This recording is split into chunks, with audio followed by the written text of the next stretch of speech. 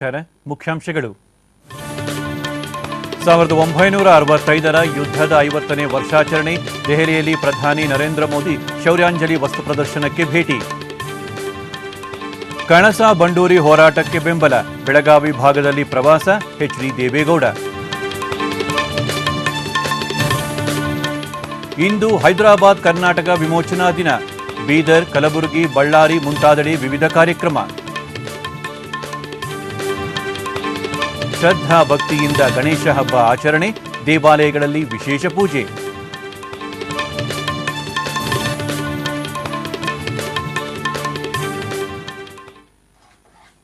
ವಾರ್ತೆಗಳ ವಿವರ 1965ರ ಯುದ್ಧದ 50ನೇ ವರ್ಷಾಚರಣೆ ಅಂಗವಾಗಿ ದೆಹಲಿಯ ರಾಜ್ಪಥ್ನಲ್ಲಿ ಆಯೋಜಿಸಿರುವ ಶೌರ್ಯಾಂಜಲಿ ವಸ್ತು ಪ್ರದರ್ಶನಕ್ಕೆ ಪ್ರಧಾನಿ ನರೇಂದ್ರ ಮೋದಿ ಇಂದು ಭೇಟಿ ನೀಡಿದರು 1965ರ ಯುದ್ಧ ಕುರಿತ ಸಾಕ್ಷ್ಯಚಿತ್ರ ವಸ್ತು ಪ್ರದರ್ಶನ ಹಾಗೂ ಪ್ರಾತ್ಯಕ್ಷಿಕೆ ವೀಕ್ಷಿಸಿ ಮಾಹಿತಿ ಪಡೆದರು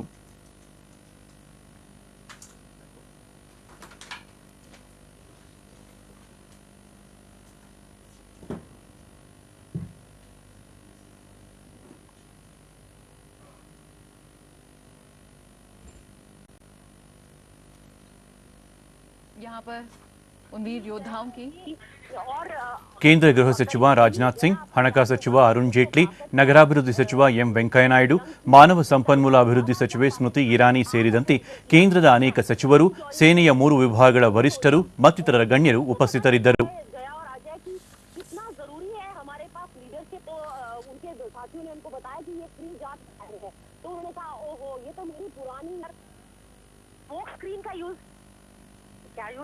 ಸಾವಿರದ 1965ರಲ್ಲಿ ಪಾಕಿಸ್ತಾನದ ವಿರುದ್ಧ ನಡೆದ ಯುದ್ಧದಲ್ಲಿ ಭಾರತೀಯ ಯೋಧರು ನಡೆಸಿದ ಕೆಚ್ಚೆದೆಯ ಹೋರಾಟ ತ್ಯಾಗ ಬಲಿದಾನವನ್ನು ಬಿಂಬಿಸುವ ಹಲವು ಪ್ರದರ್ಶಿಕೆಗಳು ವಸ್ತು ಪ್ರದರ್ಶನದಲ್ಲಿ ಇದ್ದವು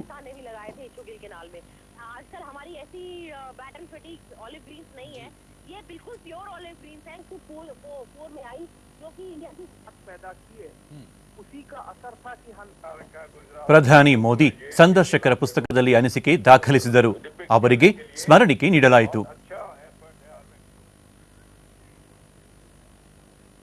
पे कब्जा किया जाए अखनूर पुल पे कब्जा किया जाए और ये वो कोशिश थी वो चाहता था कि कश्मीर आने के लिए एक बेहद खास प्रदर्शनी का आयोजन किया गया है और इससे सेना प्रमुख दलवीर सिंह जी इस वक्त उन्हें एक मोमेंटो देते हुए एक तरीके से ಪ್ರಧಾನಿ ನರೇಂದ್ರ ಮೋದಿ ಅವರ ಜನ್ಮದಿನದ ಸಂದರ್ಭದಲ್ಲಿ ಅವರಿಗೆ ರಾಷ್ಟ್ರಪತಿ ಪ್ರಣಬ್ ಮುಖರ್ಜಿ ಶುಭಾಶಯ ಕೋರಿದ್ದಾರೆ ನಿಮ್ಮ ಕಠಿಣ ಪರಿಶ್ರಮ ಕ್ರಿಯಾಶೀಲತೆ ಹಾಗೂ ನಾವೀನ್ಯಪೂರ್ಣ ಯೋಚನೆಗಳು ದೇಶ ವಿದೇಶಗಳಲ್ಲಿ ವ್ಯಾಪಕ ಪ್ರಶಂಸೆಗೆ ಪಾತ್ರವಾಗಿವೆ ಇದಕ್ಕಾಗಿ ನಿಮಗೆ ಅಭಿನಂದನೆಗಳು ಹಾಗೂ ಮುಂಬರುವ ವರ್ಷಗಳಿಗೆ ಶುಭಕಾಮನೆಗಳು ಎಂದು ಪ್ರಧಾನಿಯವರಿಗೆ ರಾಷ್ಟ್ರಪತಿ ತಮ್ಮ ಸಂದೇಶದಲ್ಲಿ ತಿಳಿಸಿದ್ದಾರೆ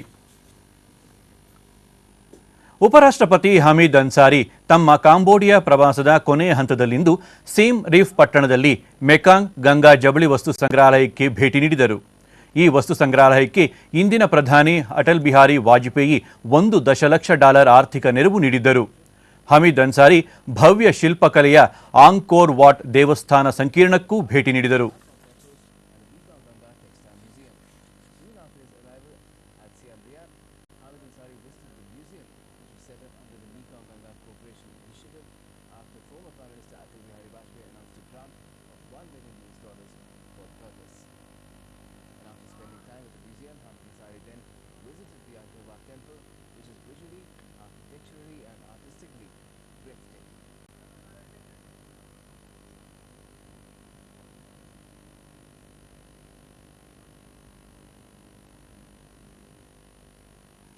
ಬಾಕಿ ಉಳಿದಿರುವ ತೆರಿಗೆ ವಿವಾದಗಳನ್ನು ಶೀಘ್ರ ಬಗೆಹರಿಸಲು ಪ್ರಯತ್ನಿಸಲಾಗುವುದು ಎಂದು ಕೇಂದ್ರ ಹಣಕಾಸು ಸಚಿವ ಅರುಣ್ ಜೇಟ್ಲಿ ದೆಹಲಿಯಲ್ಲಿಂದು ಹೇಳಿದ್ದಾರೆ ಭಾರತ ಆರ್ಥಿಕ ಸಮಾವೇಶದಲ್ಲಿ ಅವರು ಕಳೆದ ವರ್ಷ ಬಿಜೆಪಿ ನೇತೃತ್ವದ ಎನ್ಡಿಎ ಸರ್ಕಾರ ಅಧಿಕಾರಕ್ಕೆ ಬಂದ ನಂತರ ಅನೇಕ ತೆರಿಗೆ ವಿವಾದಗಳನ್ನು ಬಗೆಹರಿಸಲಾಗಿದ್ದು ಬಾಕಿ ಉಳಿದವನ್ನು ಇತ್ಯರ್ಥಪಡಿಸಲು ಕ್ರಮ ಕೈಗೊಳ್ಳಲಾಗುತ್ತಿದೆ ಎಂದರು ಸರಕು ಮತ್ತು ಸೇವಾ ತೆರಿಗೆ ಮಸೂದೆ ಸೇರಿದಂತೆ ಅನೇಕ ಆರ್ಥಿಕ ಸುಧಾರಣೆಗಳಿಗೆ ಸರ್ಕಾರ ಮುಂದಾಗಿದೆ ಜಾಗತಿಕ ಆರ್ಥಿಕತೆ ಹಿನ್ನಡೆ ಅನುಭವಿಸುತ್ತಿರುವ ಈ ದಿನಗಳಲ್ಲಿ ದೇಶದ ಆರ್ಥಿಕತೆಯ ಆಧಾರಗಳನ್ನು ಬಲಪಡಿಸಲು ಪ್ರಯತ್ನಿಸಲಾಗುತ್ತಿದೆ ಎಂದು ತಿಳಿಸಿದರು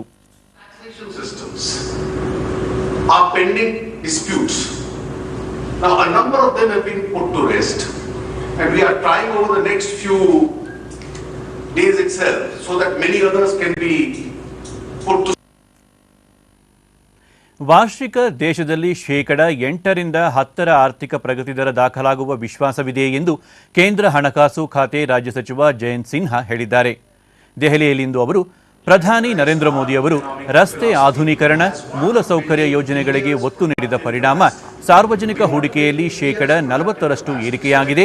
ಈ ಎಲ್ಲ ಕಾರಣಗಳಿಂದ ಆರ್ಥಿಕತೆ 8% ರಿಂದ 10% ಸುಸ್ಥಿರ ಪ್ರಗತಿ ದರ ಸಾಧಿಸುವ ವಿಶ್ವಾಸವಿದೆ ಎಂದರು. Destiny in the last few decades, but to be able to achieve that 8 to 10% growth steadily through boom and bust cycles. And in fact, if you look at China, that is what China has been able to achieve over 3 decades.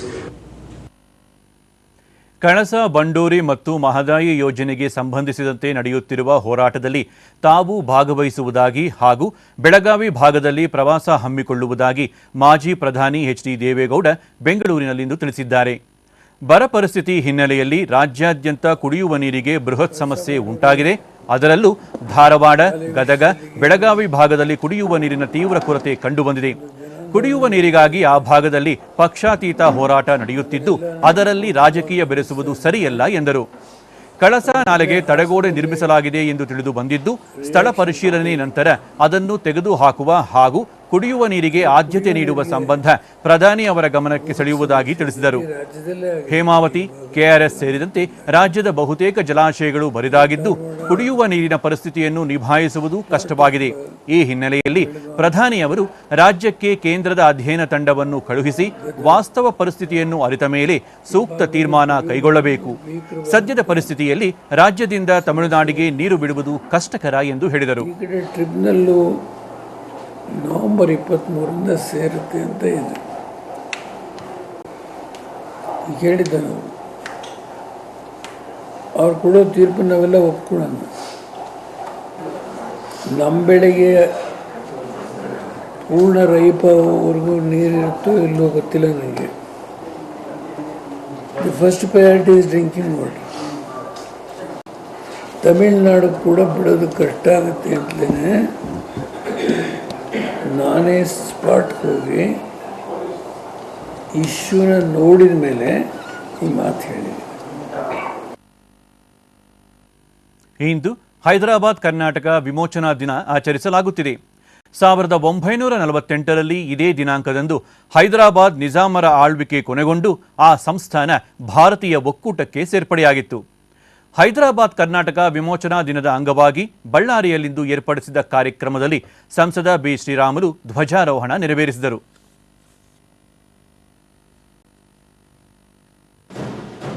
ಗಣ್ಯರು ಸರ್ದಾರ್ ವಲ್ಲಭಭಾಯಿ ಪಟೇಲ್ ಅವರ ಭಾವಚಿತ್ರಕ್ಕೆ ಪುಷ್ಪನಮನ ಸಲ್ಲಿಸಿದರು. ಶ್ರೀರಾಮುಲು ಹೈದರಾಬಾದ್ ಕರ್ನಾಟಕವನ್ನು ಭಾರತದ ಒಕ್ಕೂಟಕ್ಕೆ ಸೇರ್ಪಡೆಗೊಳಿಸಲು ನಡೆದ ಹೋರಾಟ, ತ್ಯಾಗ ಬಲಿದಾನಗಳ ವಿಷಯಗಳನ್ನು ಪಠ್ಯಪುಸ್ತಕಗಳಲ್ಲಿ ಸೇರಿಸಬೇಕು ಎಂದು ಹೇಳಿದರು.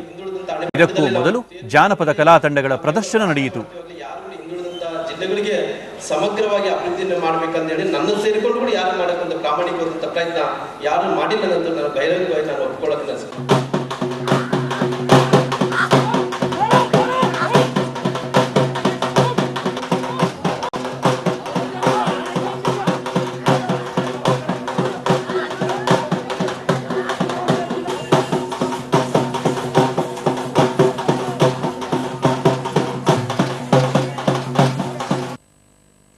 ಕಲಬುರಗಿಯಲ್ಲಿಂದು ಸರ್ದಾರ್ ವಲ್ಲಭಭಾಯಿ ಪಟೇಲ್ ಪ್ರತಿಮೆಗೆ ಲೋಕಸಭೆಯ ಕಾಂಗ್ರೆಸ್ ನಾಯಕ ಮಲ್ಲಿಕಾರ್ಜುನ ಖರ್ಗೆ ಮತ್ತು ಸಚಿವ ಖಮರುಲ್ ಇಸ್ಲಾಂ ಮಾಲಾರ್ಪಣೆ ಮಾಡಿದರು. ಡೊಳ್ಳು ಕುಣಿತ ಸೇರಿದಂತೆ ವಿವಿಧ ಸಾಂಸ್ಕೃತಿಕ ಕಾರ್ಯಕ್ರಮಗಳು ಜರುಗಿದವು.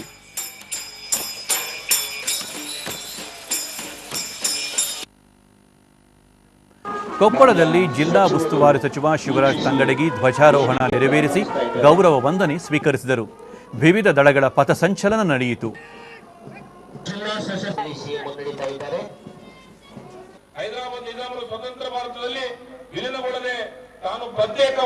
ಶಿವರಾಜ್ ತಂಗಡಗಿ ಹೈದರಾಬಾದ್ ಕರ್ನಾಟಕ ಭಾಗದ ವಿಮೋಚನಾ ಸಂದರ್ಭವನ್ನು ಸ್ಮರಿಸಿದರು.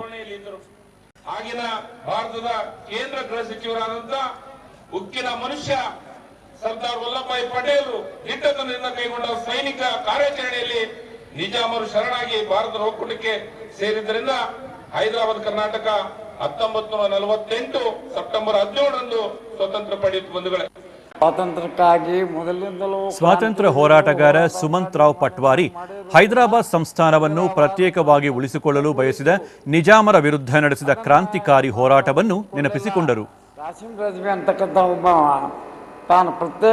ತಾನು ಹೈದರಾಬಾದು ತನ್ನ ಕೈವಶ ಇಟ್ಕೋಬೇಕಂತೇಳಿ ಪ್ರಯತ್ನ ಮಾಡಿಕೊಂಡು ಅವನು ರಜಾಕಾರ ಗುಂಪು ಕಟ್ಕೊಂಡು ಕ್ರಾಂತಿ ಮಾಡಿದ. ಅದಕ್ಕೆ ನಮಗೆ ಏನಪ್ಪ ಅಂದ್ರೆ ಅವ್ರ ವಿರುದ್ಧ ಹೋರಾಡಬೇಕಾದ್ರೆ 1 ವರ್ಷ 1 ತಿಂಗಳ ತಡ ಆಯ್ತು. ಬೀದರ್ನಲ್ಲಿ ಜಿಲ್ಲಾ ಉಸ್ತುವಾರಿ ಸಚಿವೆ ಉಮಾಶ್ರೀ ಧ್ವಜಾರೋಹಣ ನೆರವೇರಿಸಿ ಗೌರವ ರಕ್ಷೆ ಸ್ವೀಕರಿಸಿದರು. ಪೊಲೀಸ್, ಎನ್ಸಿಸಿ, ಸ್ಕೌಟ್ಸ್, ಶಾಲಾ ವಿದ್ಯಾರ್ಥಿಗಳು ಮತ್ತು ವಿಶೇಷ ಚೇತನ ಮಕ್ಕಳಿಂದ ಆಕರ್ಷಕ ಪಥಸಂಚಲನ ನಡೆಯಿತು.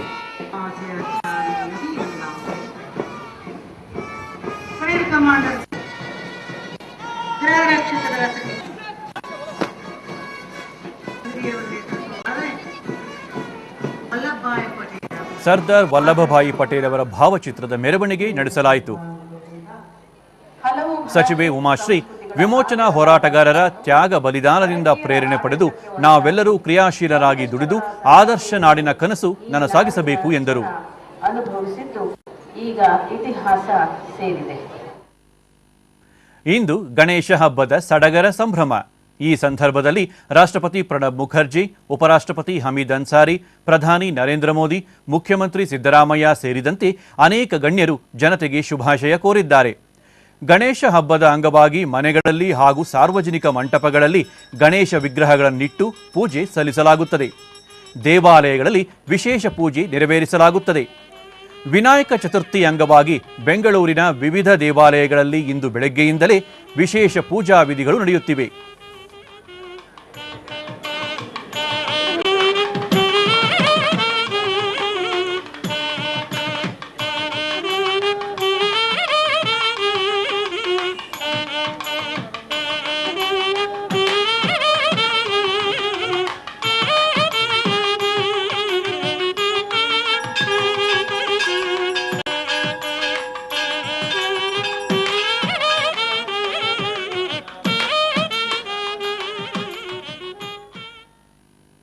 ರಾಜ್ಯದ ವಿವಿಧೆಡೆ ಗಣೇಶ ಹಬ್ಬವನ್ನು ಶ್ರದ್ಧಾ ಭಕ್ತಿಯಿಂದ ಆಚರಿಸಲಾಗುತ್ತಿದೆ. ಉತ್ತರ ಕನ್ನಡ ಜಿಲ್ಲೆಯ ಗೋಕರ್ಣದಲ್ಲಿ ಭಕ್ತರು ಮಹಾಗಣಪತಿ ದೇವಾಲಯಕ್ಕೆ ಭೇಟಿ ನೀಡಿ ಪೂಜೆ ಸಲ್ಲಿಸಿದರು.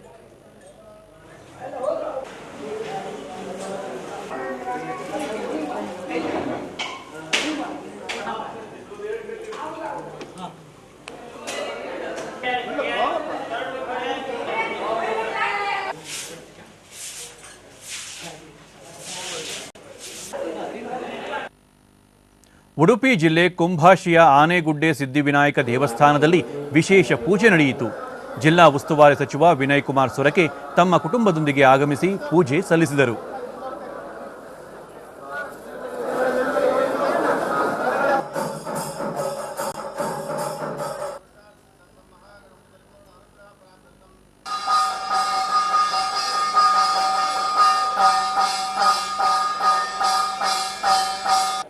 ಪ್ರಾರ್ಥನೆ ಮಾಡಿದ್ದೀನಿ. ಅವರು ಸುದ್ದಿಗಾರರೊಂದಿಗೆ ರಾಜ್ಯದಲ್ಲಿ ಉತ್ತಮ ಮಳೆ ಬೆಳೆಯಾಗಲಿ, ಸುಖ ಶಾಂತಿ ನೆಮ್ಮದಿ ನೆಲೆಸುವಂತಾಗಲಿ ಎಂದು ಪ್ರಾರ್ಥಿಸಿರುವುದಾಗಿ ತಿಳಿಸಿದರು. ಎಲ್ಲರೂ ಕೂಡ ಬದುಕುವಂತ ಅವಕಾಶಗಳಾಗಲಿ ಅನ್ನುವಂಥ ರೀತಿಯಲ್ಲಿ ಪ್ರಾರ್ಥನೆ ಸಲ್ಲಿಕೆ ಮಾಡಿದ್ದೇನೆ. ಗಣೇಶ ಚತುರ್ಥಿ ಹಬ್ಬದ ಶುಭಾಶಯವನ್ನು ಕೂಡ ನಾನು ಕೋರ್ತೇನೆ. ಇಂದು ದೇವಸ್ಥಾನದ ಆಡಳಿತ ಮೊಕ್ತೇಸರ ವಾಸುದೇವ ಉಪಾಧ್ಯಾಯ ದೇವಸ್ಥಾನದ ಮಹಿಮೆಯನ್ನು ವಿವರಿಸಿ ಶುಭ ಹಾರೈಸಿದರು. ದೇವರ ಸಂದರ್ಶನವನ್ನು ಪಡೆದು ಕೃತಾರ್ಥರಾಗಿದ್ದಾರೆ. ದಕ್ಷಿಣ ಕನ್ನಡ ಜಿಲ್ಲೆ ಬೆಳ್ತಂಗಡಿ ತಾಲೂಕಿನ ಸೌತಡ್ಕದ ಬಯಲು ಗಣಪತಿ ಕ್ಷೇತ್ರದಲ್ಲಿಂದು ವಿಶೇಷ ಪೂಜೆ, ಗಣಹೋಮ ಮತ್ತು ರಂಗಪೂಜೆ ಕಾರ್ಯಕ್ರಮ ನಡೆಯಿತು. ಸಾವಿರಾರು ಭಕ್ತರು ಪಾಲ್ಗೊಂಡಿದ್ದರು.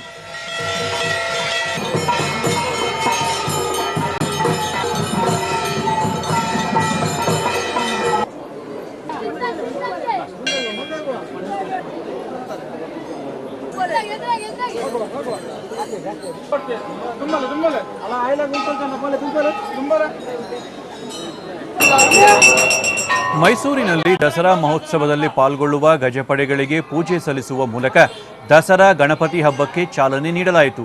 101 ಗಣಪತಿ ದೇವಸ್ಥಾನದಲ್ಲಿ ವಿಶೇಷ ಪೂಜಾ ಕಾರ್ಯಕ್ರಮ ನಡೆಯಿತು.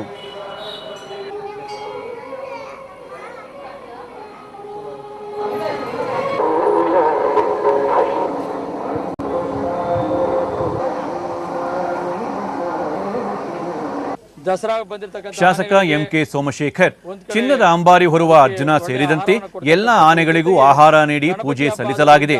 ರಾಜ್ಯದಲ್ಲಿ ತಲೆದೂರಿರುವ ಬರಗಾಲ ನೀಗಿ ಉತ್ತಮ ಮಳೆಯಾಗಲಿ ಎಂದು ಪ್ರಾರ್ಥಿಸಲಾಗಿದೆ ಎಂದರು. ಗಜನ ಪೂಜೆ ಇಲ್ಲಿ ನಾವೆಲ್ಲರೂ ಸೇರಿ ಮಾಡಿದ್ದೇವೆ. ಅದಕ್ಕೆ ಸಂಪೂರ್ಣವಾದಂಥ ಬೇಕಾದಂಥ ಆಹಾರಗಳನ್ನ ಕೊಟ್ಟು ಅದು ಸಂತೃಪ್ತಿಯಾಗಿರಲಿ ಅನ್ನೋದು ಒಂದು ಕಡೆ. ಹಾಗೆ ಮಾವುತರಿಗೆ ಸಿಹಿ ಹಂಚೋದು, ಆ ಮಕ್ಕಳುಗಳಿಗೆ ಚಾಕ್ಲೇಟ್ನ ಹಂಚಿಸ್ತಕ್ಕಂಥದ್ದು, ಅವರು ಕೂಡ ಸಂತೋಷವಾಗಿ ಹಬ್ಬವನ್ನು ಆಚರಣೆ ಮಾಡಲಿ ಅಂತ ನಾವೆಲ್ಲ ಅವರೊಟ್ಟಿಗೆ ಸೇರಿ ದಿನ ಹಬ್ಬ ಆಚರಣೆ ಮಾಡ್ತಾ ಇದ್ದೀವಿ. ಮೈಸೂರು ವಲಯ ಉಪ ಅರಣ್ಯ ಸಂರಕ್ಷಣಾಧಿಕಾರಿ ಕಮಲಾ ಕರಿಕಾಳನ್ ದಸರಾದಲ್ಲಿ ಪಾಲ್ಗೊಳ್ಳುವ ಎಲ್ಲ ಆನೆಗಳು ಆರೋಗ್ಯವಾಗಿದ್ದು ತಾಲೀಮು ನಡೆಸುತ್ತಿವೆ ಎಂದು ತಿಳಿಸಿದರು. ಇನ್ನು ಹವಾವರ್ತಮಾನ. ದಕ್ಷಿಣ ಒಳನಾಡಿನಲ್ಲಿ ನೈಋತ್ಯ ಮುಂಗಾರು ದುರ್ಬಲಗೊಂಡಿದೆ. ಕರಾವಳಿ ಸೇರಿದಂತೆ ಉತ್ತರ ಹಾಗೂ ದಕ್ಷಿಣ ಒಳನಾಡಿನ ಹಲವೆಡೆ ಮಳೆಯಾಗಿದೆ. ಬಾಗೇವಾಡಿ, ಕಲಬುರಗಿ 5, ಅಥಣಿ 4, ಮೂಲ್ಕಿ, ಹೊನ್ನಾವರ, ಕಾರವಾರ, ಗೇರುಸೊಪ್ಪ, ಅಫ್ಜಲ್ಪುರ 3, ಮಂಗಳೂರು ವಿಮಾನ ನಿಲ್ದಾಣ, ಮಂಗಳೂರು, ಕುಮಟ, ಅಂಕೋಲ, ಕದ್ರಾ, ಗೋಕಾಕ್, ರಾಯಭಾಗ್, ನವಲಗುಂದ, ಹುನಗುಂದ, ನಾಗಠಾಣ, ಮುದ್ದೇಬಿಹಾಳ, ಹುಮ್ನೇಬಾದ್ ಭಾಗಮಂಡಲದಲ್ಲಿ 2 ಸೆಂಟಿಮೀಟರ್ ಮಳೆಯಾಗಿದೆ. ಮುನ್ಸೂಚನೆಯಂತೆ ಮುಂದಿನ 5 ದಿನಗಳಲ್ಲಿ ಕರಾವಳಿ ಮತ್ತು ಉತ್ತರ ಹಾಗೂ ದಕ್ಷಿಣ ಒಳನಾಡಿನ ಅಲ್ಲಲ್ಲಿ ಗುಡುಗು ಸಹಿತ ಮಳೆ ಬೀಳುವ ಸಂಭವ. ಮೀನುಗಾರರಿಗೆ ಮುನ್ನೆಚ್ಚರಿಕೆ. ಮುಂದಿನ 24 ಗಂಟೆಗಳಲ್ಲಿ ಸಮುದ್ರದಲ್ಲಿ ಮೇಲ್ಮೈ ಗಾಳಿ ವಾಯವ್ಯಾಭಿಮುಖವಾಗಿ ಗಂಟೆಗೆ 45ರಿಂದ 55 ಕಿಲೋಮೀಟರ್ ರಭಸದಲ್ಲಿ ಬೀಸುವ ಸಾಧ್ಯತೆ. ಬೆಂಗಳೂರು ಹಾಗೂ ಸುತ್ತಮುತ್ತ ಸಾಮಾನ್ಯ ಮೋಡ ಹಾಗೂ ಅಲ್ಲಲ್ಲಿ ಮಳೆ ಬೀಳುವ ಸಂಭವ. ಗರಿಷ್ಠ 29 ಡಿಗ್ರಿ ಸೆಲ್ಸಿಯಸ್, ಕನಿಷ್ಠ 20 ಡಿಗ್ರಿ ಸೆಲ್ಸಿಯಸ್ ತಾಪಮಾನ ಇರುವ ನಿರೀಕ್ಷೆ. ಕೊನೆಯಲ್ಲಿ ಮತ್ತೊಮ್ಮೆ ಮುಖ್ಯಾಂಶಗಳು. 1965ರ ಯುದ್ಧದ 50ನೇ ವರ್ಷಾಚರಣೆ. ದೆಹಲಿಯಲ್ಲಿ ಪ್ರಧಾನಿ ನರೇಂದ್ರ ಮೋದಿ ಶೌರ್ಯಾಂಜಲಿ ವಸ್ತು ಪ್ರದರ್ಶನಕ್ಕೆ ಭೇಟಿ. ಕಣಸ ಬಂಡೂರಿ ಹೋರಾಟಕ್ಕೆ ಬೆಂಬಲ. ಬೆಳಗಾವಿ ಭಾಗದಲ್ಲಿ ಪ್ರವಾಸ. ಎಚ್.ಡಿ. ದೇವೇಗೌಡ. ಇಂದು ಹೈದರಾಬಾದ್ ಕರ್ನಾಟಕ ವಿಮೋಚನಾ ದಿನ.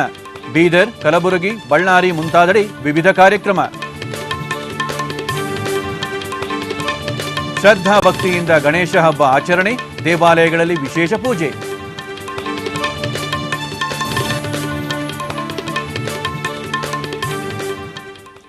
ಮುಂದಿನ ವಾರ್ತಾ ಪ್ರಸಾರ ರಾತ್ರಿ 9 ಗಂಟೆಗೆ ಚಂದನದಲ್ಲಿ. ನಮಸ್ಕಾರ.